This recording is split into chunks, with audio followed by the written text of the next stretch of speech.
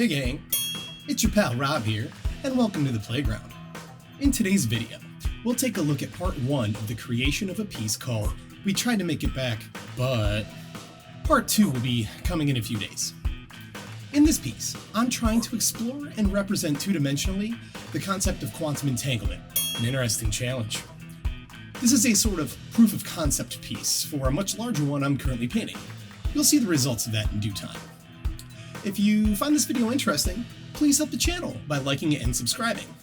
I appreciate you joining me today. Let's get to painting.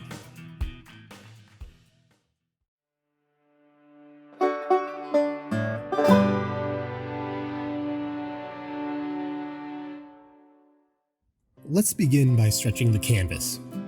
I have my strainer bars glued, nailed, and with an L-square, I've made sure that each angle is at 90 degrees. Working from the middle of each side, I insert a staple every 2 inches, rotating the canvas every 4 staples or so to ensure that it's even and taut.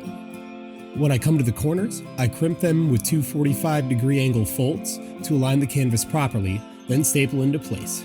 Once complete, it's prime time! I cover the canvas with gesso and spread it evenly. I use 4 to 5 layers of gesso, sanding a couple times to smooth the surface. We're ready to paint, and I begin with a thin layer of blue to get things going. I even the paint throughout, then begin adding some texture with drops of paint. I blow the paint around with a straw, which makes a lovely flourish shape. At this point, I don't know if these will be visible in the end, but I always like to try to add organic textures when possible. Once dry, we're going to mask off a corner and add some more intense color. Again, I'm using blue here, but this is a brighter hue, some cerulean blue, one of my favorites. As I apply the paint, I'm constantly manipulating it, trying to establish a cosmic look and feel. The paint is dry again, so let's move down to the other corner and mask off that section. I switch to a primary blue and continue with layering color and texture. You can see the shape starting to form. I work the bottom right corner in a similar fashion, and at this point, I pull up my heat gun and gently hasten the paint drying. Time for more blue! I switch to a combination of fluorescent and cobalt blue this time. Drop the paint and manipulate. That should be my mantra. At this point, the texture is really becoming pronounced, and I'm already looking forward to peeling off that tape. Sometimes, with paint that thin, you get some leakage, but I can clean that up with a wet towel, so no worries here. That blue is looking great, and now it's time to mask off another section. For this one, I'm going to start with a basic violet hue I made with a simple mix of primary red and blue. I spread the first coat to not only create a solid layer, but to provide a wet base to more easily work the paint on the second pass. We're getting some nice forms and celestial swirls here. I let that dry and come in for another thin layer.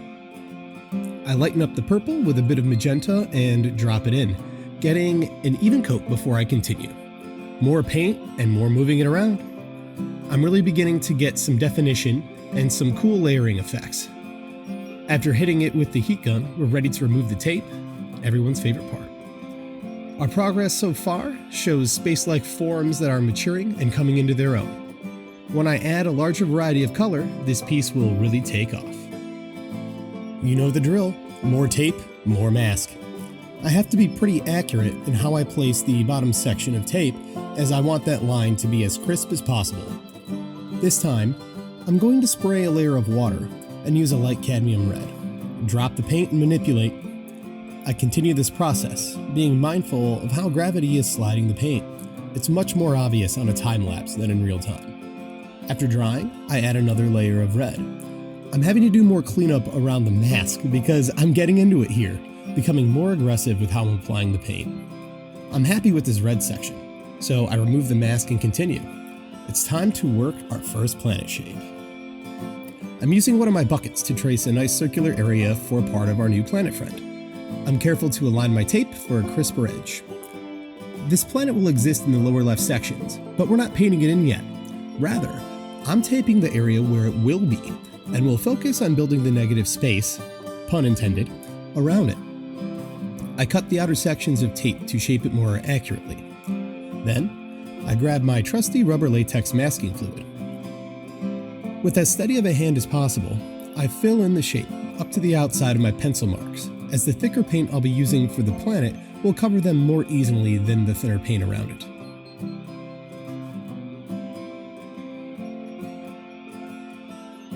Our mask is dry, and it's time to create some depth in our background. I mix a heavy violet with burnt sienna and a touch of black and drop some in, shaping it along the way. More heat gun and more layering. This time, a lovely mix of fluorescent and cerulean blue, then a deep magenta. I switch back to my dark violet, and again, I bring the heat gun. Let's add some lighter hues. A cadmium orange here, in a spiral direction around the planet. I add more blue and violet around that, all the while being mindful to clean up any paint that's splashed outside of this area. Time to let this dry completely before moving on. We're dry, so I grab my dark violet again, placing it in the lower left part of the piece. I tack on some blue as well to really get our deeper hues situated before moving on to a light yellow. I'm spiraling the lighter paint around our planet buddy, letting it flow into some of the darker areas. I drop a bit more orange in there too, then let this layer dry. Once dry, I remove the mask and take a closer look. The color is really taking shape around the planet. There is a visible residual line in the center, but that's okay. It won't be visible for long. Time to move on to another planet section. I use the same bucket and trace, staggering the planet sections across the white to red line in the middle. This will become more apparent in time. Once again, I'm smoking with the mask. I'm going to focus on the upper right and bottom center sections of the background, adding some different colors in there. I place some tape in the planet areas, trimming the pieces when needed to more accurately fill in the space. You can begin to see how they stagger a bit. I grab my latex mask and carefully finish filling in this area. It's important to work quickly with that stuff because it dries in an instant and will be pulled up if touched after it's dry. We're ready to add some more paint, and I begin with that deep violet, then move to a light green and work it. I switch to a light blue and some yellow, all the while continuing to move the paint around. I decide to let that dry completely before moving on with a bit more green and violet. I don't layer it up too much, as I see these sections of the piece being lighter in value. A bit more green, a touch more violet, and I let this dry a bit before removing the mask. I had a bit of paint leak outside the masked areas, but no worries. I just wipe it up with a wet paper towel. In this last segment, we're really going to start cooking with gas. I'm masking around the two sections of our planet shape. These will be very similar in color and will be crucial in loosely representing that idea of quantum entanglement. Careful, careful, as I add the latex mask around the edges of our planet. I want this to be pretty crisp. Let's have this dry, then on to planet painting. As I'm prepping the paint on the left, to the right you'll see a slower close-up of how I drag the paint across our planet. I use this technique often for planets, because not only do I dig the way it looks, but it allows me to use several colors at once in a larger area. I do a bit of cleanup and some tweaking with droplets of water and a bit of additional paint. Because the paint is thicker this time, I remove the mask right away for crisper edges. Time to let it dry and see our progress. This is looking pretty cool, and you can see the depth of color adding up. I'm excited to show you how I continue to fill in the planet shapes and the space around them.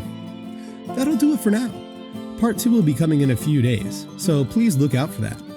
I appreciate you watching, and again, if you'd like to support this channel, please like this video and subscribe. Or feel free to check out my Instagram, Facebook page, or online shop. Thank you so much for hanging on the playground with me today, and please, be kind to each other.